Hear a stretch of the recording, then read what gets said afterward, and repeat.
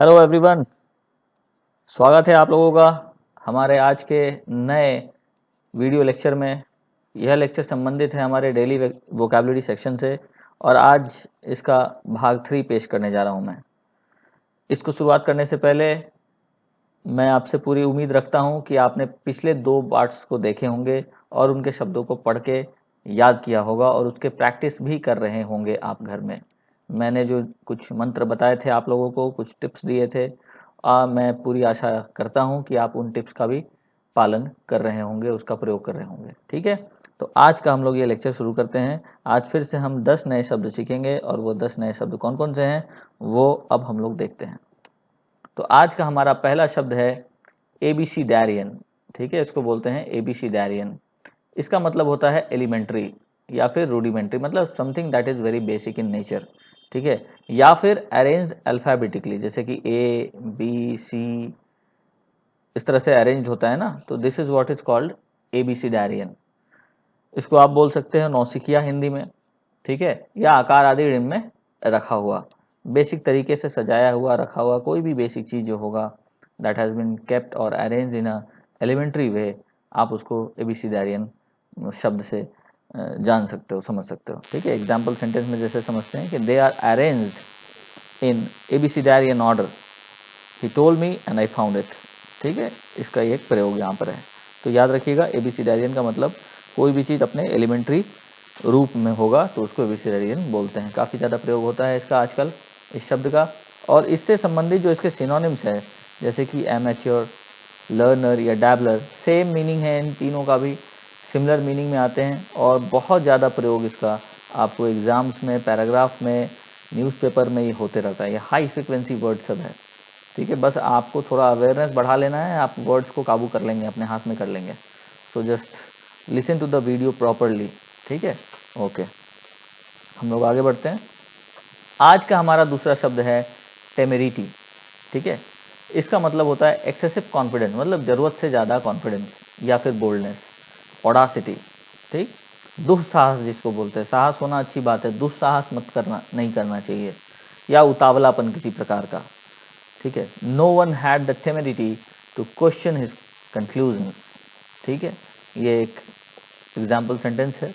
इसके सिनोनिम्स में अगर बात करें तो इम्पर्टिनेंस, गॉल एंड ऑडासिटी, ये तीनों ही वर्ड काफ़ी ज़्यादा प्रयोग होते हैं एग्जाम्स में, बहुत ज़्यादा प्रयोग होता है। लगभग हर परीक्षा में आपको इससे संबंधित शब्द मिलते चले जाएंगे। तो आज इस वीडियो के माध्यम से आप इन चारों वर्ड को भी समझ लीजिए। टेमेरिटी है, इम्पर्टिनेंस है, गॉल है, ऑडासिटी है।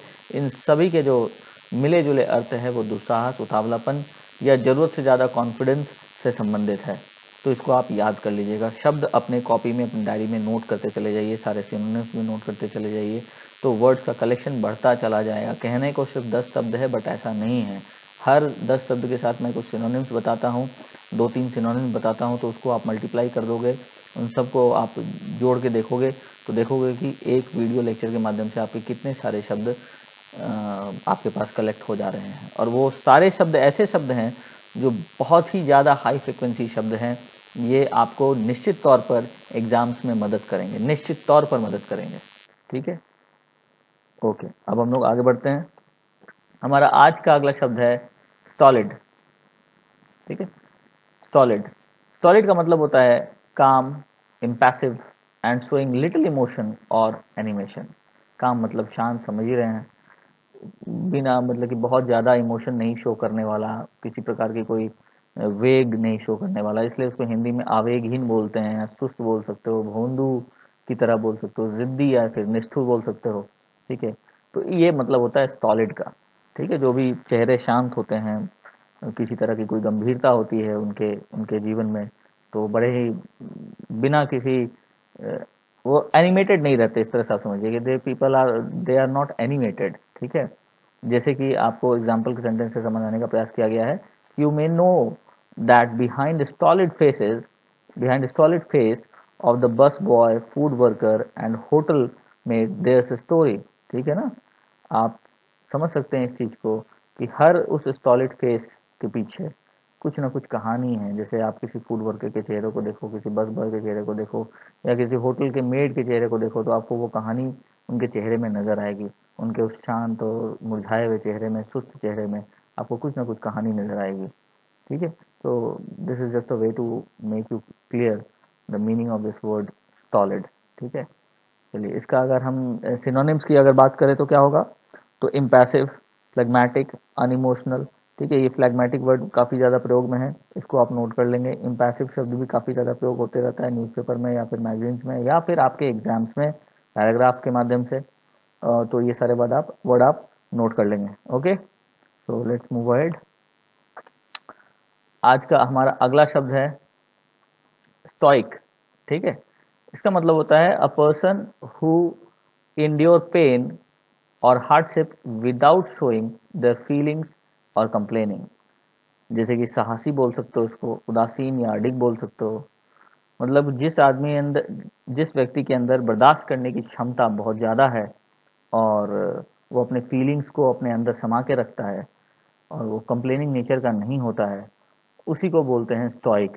ठीक है ना, जैसे कि एग्जाम्पल सेंटेंस की बात कर ले कि Marlin was a stoic and determined woman with clear vision. ठीक है, तो एक समझ में आया। चलिए, तो ये एक अच्छा शब्द है, बहुत ज़्यादा इसका प्रयोग होता है, बहुत ज़्यादा प्रयोग होता है। आप इस वर्ड के प्रति अपनी अवेयरनेस को आज यहाँ से जगा लीजिए। ठीक है, सिनोनिम्स की अगर बात करें तो अनकम्प्लेनिंग हो सकता है, फॉरबेयरिंग हो सकता है, पेशेंट हो सकता है। तो these are the synonyms for this word stoic. इन तीनों शब्द का भी प्रयोग होते रहता है काफ़ी ज़्यादा। पेशेंट तो आप काफ़ी ज़्यादा इससे वर्ड से वाकिफ होंगे आप। ठीक है, फॉरबेयरिंग एक अच्छा शब्द है, अनकम्प्लेनिंग भी एक अच्छा शब्द है। ठीक है, ओके। हमारा आज का अगला वर्ड है एन्योर, जिसका मतलब होता है एकस्टम समवन टू समथिंग। ठीक है, स्पेशली समथिंग अनप्लीजेंट। जैसे कि तपाना, सहनशील बनाना या फिर उपयोग में आना, अभ्यस्त होना किसी चीज़ के। ठीक है, किसी चीज़ को किसी के अभ्यस्त बनाना, किसी माहौल के, किसी इन्वायरमेंट के, किसी सिचुएशन के, उसमें एडजस्ट करवाना, एकस्टम होना। ठीक है, इसका मतलब होता है इन्योर। जैसे कि एग्जाम्पल सेंटेंस में कि these children have been inured to violence. ठीक है, this children have been inured to violence, sorry, inured to violence. तो इस बात को आप याद, मतलब कि आप इस सेंटेंस से इसको समझ सकते हैं कि वायलेंस के वो लोग अभ्यस्त हो चुके हैं। बहुत सारे ऐसे घटनाएं होती रहती है, बहुत सारे ऐसे रीजन्स हैं हमारे इस पूरे विश्व में जहाँ पर बहुत तरह के वायलेंस होते हैं और फिर भी उसमें लोगों को रहना पड़ता है। तो they are accustom to it, right. तो इसी का मतलब होता है इन्योर होना। सिनोनिम्स की बात करें तो एक्लिमेटाइज, ये काफ़ी ज़्यादा बहुत ज़्यादा यूज़ में ये शब्द। ठीक है, आर्मी के लोगों को जब किसी नए इन्वायरमेंट में जाते हैं तो उनको एक्लिमेटाइजेशन का मौका मिलता है कि उस इन्वायरमेंट के तहत पहाड़ी इलाके के अनुरूप वो ढल जाएं। क्रिकेटर्स जाते हैं अगर किसी दूसरे देश में क्रिकेट खेलने के लिए तो उनको भी एक्लिमेटाइजेशन का मौका मिलता है। ठीक है, ताकि वहाँ के इन्वायरमेंट के हिसाब से वो वहाँ पर ढले, फिर बाद में मैच होता है। उसी तरह से मिलता जुलता शब्द है एट्यून, एडजस्ट या फिर कंडीशन, किसी को कंडीशन करना।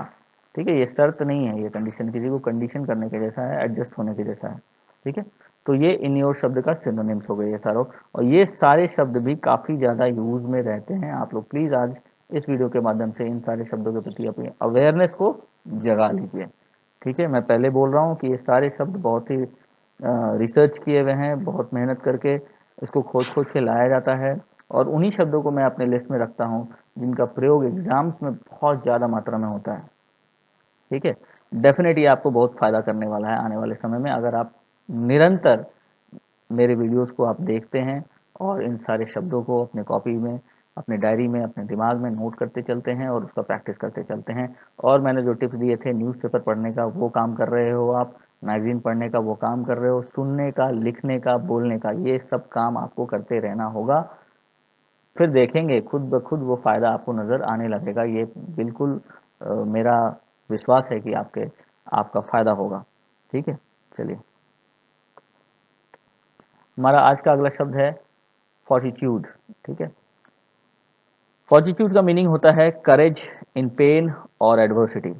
ठीक है, जैसे कि धैर्य, साहस, सहन शक्ति आपकी अगर होती है, किसी भी एडवर्स सिचुएशन में आप रहते हैं तो आप काफ़ी साहस दिखाते हैं, वही आपका फॉर्टिट्यूड होता है। जैसे अभी जो समय चल रहा है, it's very tough time, we all are going through such a bad phase. ठीक है ना, एग्जाम्पल सेंटेंस जैसे मैंने इसी से मिलता जुलता लिया है कि ही इज़ फाइटिंग कोविड-19 विथ फॉर्टिट्यूड। बड़े साहस के साथ, बड़े धैर्य के साथ और सहन शक्ति के साथ वो अपने कोविड-19 से लड़ रहा है। ठीक है, एग्जाम्पल में ले सकते हो ब्रेवरी, रेजिलियंस, इंड्योरेंस या फिर मेटल। ये सारे शब्द भी बहुत ज़्यादा, ये तो बड़ा कॉमन शब्द है। रेजिलियंस बहुत सुंदर शब्द है, बहुत ही अच्छा शब्द है। इंड्योरेंस बहुत अच्छा शब्द है, और मेटल ये भी बहुत अच्छा शब्द है। इन तीनों का प्रयोग भी काफ़ी ज़्यादा मात्रा में एग्जाम्स में, परीक्षाओं में, अन्य अन्य जगहों पे होते रहता है। आप अपनी अवेयरनेस जगा लीजिए। ठीक है, तो फॉर्टिट्यूड मत भूलिएगा इस चीज़ को, साहस होता है, सहन शक्ति होता है।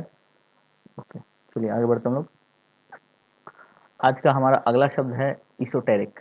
ठीक है, इसका मतलब होता है इंटेंडेड फॉर और likely to be understood by only a small number of people with specialised knowledge और इंटरेस्ट।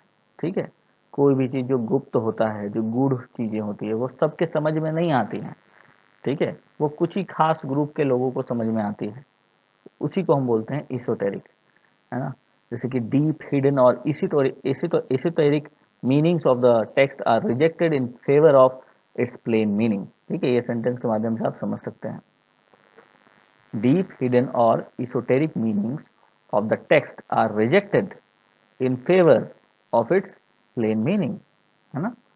सिनोनिम्स की बात करें तो एब्स्ट्रूट बहुत सुंदर शब्द है, ऑब्सक्योर बहुत ज़्यादा यूज होता है, enigmatic this is also beautiful word और बहुत ज़्यादा प्रयोग में है ये।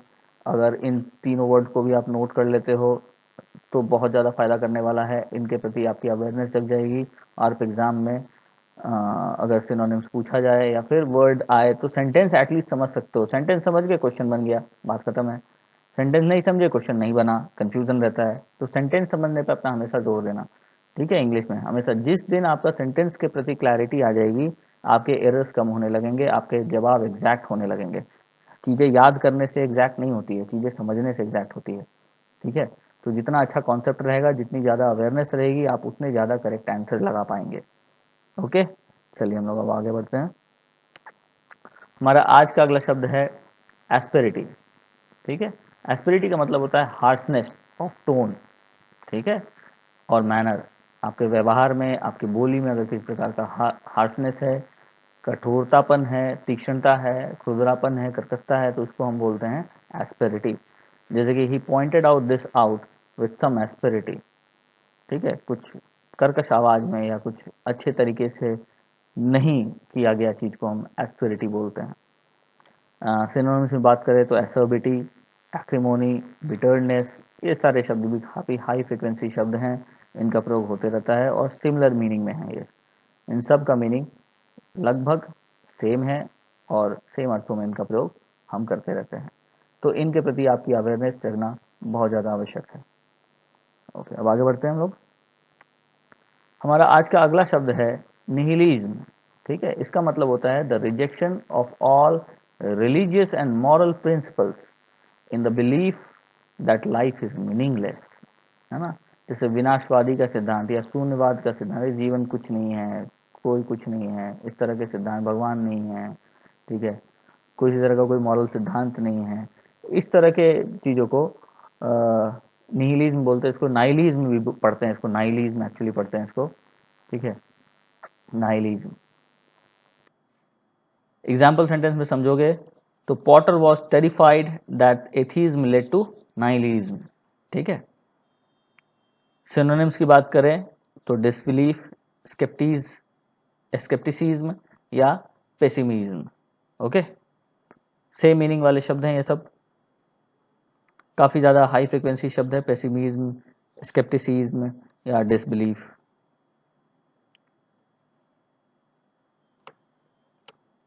हमारा अगला शब्द है आज का स्प्लेनेटिक। इसका मतलब होता है बैड टेम्पर्ड या स्पाइटफुल, है ना, या फिर सफरिंग विथ स्प्लीन डिजीज। ठीक है, जैसे कि क्रोधी हो सकता है, बैड टेम्पर्ड मतलब क्या, क्रोधी, चिड़चिड़ा, या फिर प्लीहा के रोग से ग्रसित जो मनुष्य होता है उसको हम स्प्लेनेटिक बोलते हैं। जैसे कि you will be splenetic and overheated and I will be jocular and whimsical. ठीक है, you will be splenetic and overheated, और मैं कैसा रहूंगा, I will be jocular and whimsical, है ना, मजाकिया, ह्यूमरस, उसको बोलते हैं जॉकुलर एंड विम्सिकल। सिनोनिम्स की बात करें तो पीविश, इरासिबल, ग्राउची। ठीक है, बड़ा इंपॉर्टेंट शब्द सब है ये, बहुत ज़्यादा यूज़ होता है, अखबारों में यूज़ होता है, इसका प्रयोग होता है और आपके एग्जाम्स में इसका प्रयोग होता है। तो वर्ड्स को याद रखिएगा, पीविश, इरासिबल एंड ग्राउची। ओके, तो आज का हमारा ये वर्ड का सेक्शन समाप्त होता है। आप इसको वीडियो को बार बार देखिएगा, 1-2 बार देखिएगा, सारे शब्द को नोट कीजिएगा और उनका प्रयोग करने का प्रयास कीजिएगा। बहुत इंपॉर्टेंट वर्ड्स हैं, बहुत इंपॉर्टेंट वर्ड्स हैं। आप बस अपना अवेयरनेस जगाते रहिए। कुछ सीरीज़ हमारा इसका कंप्लीट हो जाएगा, जैसे कि 100 वर्ड्स के आसपास जब हम ख़त्म करेंगे तो आप खुद देखेंगे कि आपके पास वर्ड्स के बहुत अच्छे कलेक्शन हो चुके हैं। लेकिन बस फिर वही बात है कि आपकी अपनी मेहनत की आवश्यकता है, आप अपना काम करते रहें। ठीक है, अपने काम को आप करते रहें और विश्वास करें, आप 100 शब्द जब हमारा जब हो जाएगा तो आप खुद देखेंगे कि आपके पास बहुत अच्छा खासा कलेक्शन हो चुका है और उसका प्रयोग जो होगा, आप जब भी क्वेश्चन बनाएंगे, पैराग्राफ सॉल्व करेंगे, आप उन शब्दों को देखना शुरू कर देंगे। आपको उनके प्रति अवेयरनेस जगती चली जाएगी और उससे संबंधित अगर कोई प्रश्न होगा, कोई लाइन होगा, तो निश्चित तौर पर आप सही करेंगे। ठीक है, ये मेरा पूरा विश्वास है। तो इस सेशन के लिए इतना ही। आप सभी का धन्यवाद। वीडियो को लाइक करें, चैनल को सब्सक्राइब करें, लोगों के साथ शेयर करें, नॉलेज को बढ़ाएं और बढ़ने दें। Thank you, take care, God bless you.